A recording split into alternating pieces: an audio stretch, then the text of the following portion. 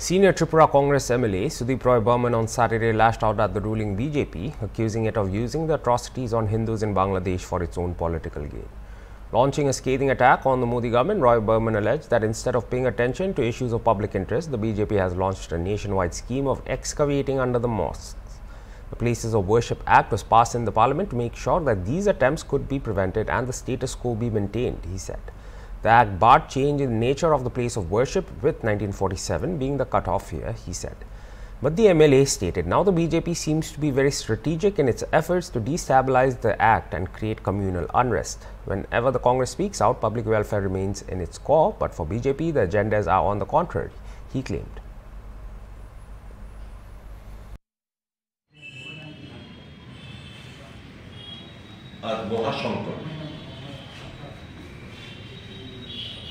কংগ্রেস যখন কথা বলে মানুষের জন্য কি করেছে তার ইতিবাচক দিকগুলো নিয়ে কথাবার্তা বলে, মানুষের যে মৌলিক চাহিদা, খাদ্যের অধিকার, শিক্ষার অধিকার, বনের অধিকার, কাজের অধিকার, এসব তো কংগ্রেসের দেন এবং কংগ্রেস জনকল্যাণমুখী সিদ্ধান্ত নিয়েই তারা তাদের কর্মসূচি রূপায়ণ করে এবং বাস্তবায়ন করে। বর্তমানে সারা দেশ জুড়ে আমরা দেখছি অন্য কোন স্কিম, জনকল্যাণমুখী স্কিম না করতে পারলেও ভারতীয় জনতা পার্টি একটা স্কিম শুরু করেছেন, ভারত খোদাই অভিযান। যেখানে মসজিদ দেখছে বলছে মসজিদের তলায় মন্দির রয়েছে, খোদাই করো, খোদাই করো। আজমের শরীফ খোদাই, কুতুব মিনার খোদাই, তাজমহল খোদাই করো, মন্দির করো, জ্ঞানব্যাপী মসজিদ খোদাই করো, মন্দির করো। 1991 সালে প্লেসেস অফ ওয়ারশিপ অ্যাক্ট একটা আইন পাস করা হয়েছিল। শুধু বাবরি মসজিদ যেহেতু একটা সাবজুডিস ম্যাটার ছিল, ওটাকে বাদ দিয়ে বলছিল যে 47 সালে ভারত স্বাধীনতার সময় যেরকম যেখানে যে মসজিদ, যেখানে যে মন্দির রয়েছে কিংবা অন্যান্য ধর্মের বুদ্ধ মন্দির হোক কিংবা গির্জা হোক, যে যেখানে যেটা রয়েছে এটা তার স্থিতি অবস্থায় বজায় রাখে। কিন্তু দেখলাম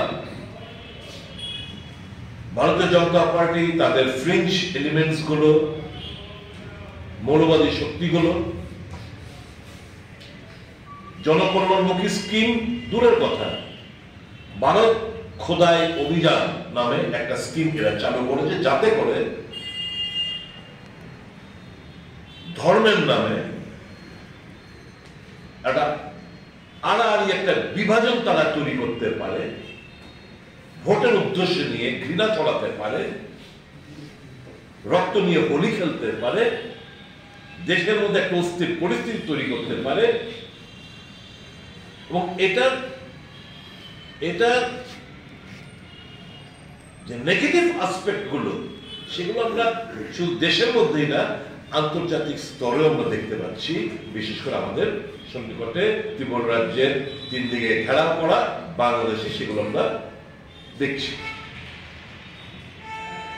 বাংলাদেশে বর্তমানে ওখানে যারা সংখ্যালঘু হিন্দুরা রয়েছেন, খ্রিস্টানরা রয়েছেন, বৌদ্ধরা রয়েছেন, বুদ্ধিস্টরা রয়েছেন, এরা ওখানে মিছিল করে বলছে মোদিজি, মোদিজি, ভারতীয় জনতা পার্টি, তোমাদের আমাদের নিয়ে চিন্তা করতে হবে না। ওখান থেকে অ্যাডভাইস দিচ্ছে যে তোমাদের এই সমস্ত আচরণের প্রেক্ষিতে আমরা ভোগ করছি। অর্থাৎ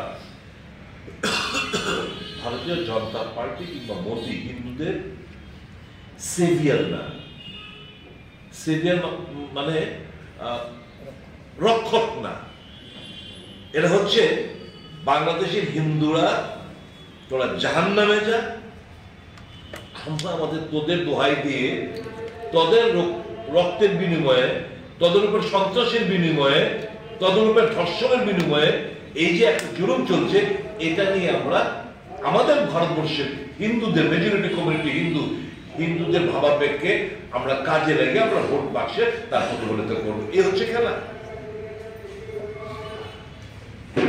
এবং সবটা ষড়যন্ত্র তাদের এই মনোবাদী শক্তি ভারতীয় জনতা পার্টি, যারা আপনারা কালকে শুনেছেন প্রিয়াঙ্কা গান্ধীর বক্তব্য, অনেকে হয়তো শুনেছেন লোকসভাতে ওনার মেরিট স্পিচ, পরিষ্কার বলেছে जब हम लोग खून कांग्रेस के लोग जब खून देश के लिए खून पसीना बहा रहे थे, আপনারা কি করছিলেন? আপনারা তখন এদের দালালি করছিলেন, মাফিনামা লিখছিলেন। আর আজকে হয়ে গেছেন আপনারা দেশভক্ত, দেশপ্রেমের পার্টি। আর এই কংগ্রেসের সাথে দেশের স্বাধীনতা আন্দোলনের প্রত্যেকটি ঘটনা স্মরণ করে লেখা, যারা জেলবন্দি, জীবনের 1/3 জেলে কাটিয়েছেন, জওহরলাল নেহরুর মতো লোকরা, তাদের আজকে আপনারা কাঠখড়ায় তাল করতে চাইছেন। আপনারা স্বাধীনতার ইতিহাসকে নতুন ভাবে রচনা, আপনাদের সুবিধা অনুসারে রচনা করতে চাইছেন। যে সাভারকার মাফিনামা লিখতো বারংবার, মাফিনামা, ক্ষমা করো, আমাকে জেলে পুরো না, সে হয়ে গেল বীর সাভারকার। আর যে ভদ্রলোক হাসি মুখে জেল কারাগার প্রায় 14-15 বছর জেলে বিভিন্ন সময় জেল খাটলেন নেহেরু, তাকে নিয়ে আপনারা তির্যক করছেন। কাজে তারা ইতিহাসকে বিকৃত করে নতুন ভাবে ইতিহাস লেখার চেষ্টা হচ্ছে। এই পরিস্থিতিতে সেবা দলের একটা বিশাল বড় ভূমিকা। অবশ্যই কংগ্রেস মানেই হচ্ছে সেবা, কংগ্রেস মানে হচ্ছে মানুষের সাথে কাজ করা, কংগ্রেস মানে হচ্ছে দুস্থ গরিব মেহনতি মানুষ, তাদের পাশে দাঁড়ানো। এই যে রাহুল গান্ধী আপনারা দেখেন প্রায় একটা বই নিয়ে, এই বইটা দেখায় সংবিধান। কেন দেখায়? এর উদ্দেশ্য হচ্ছে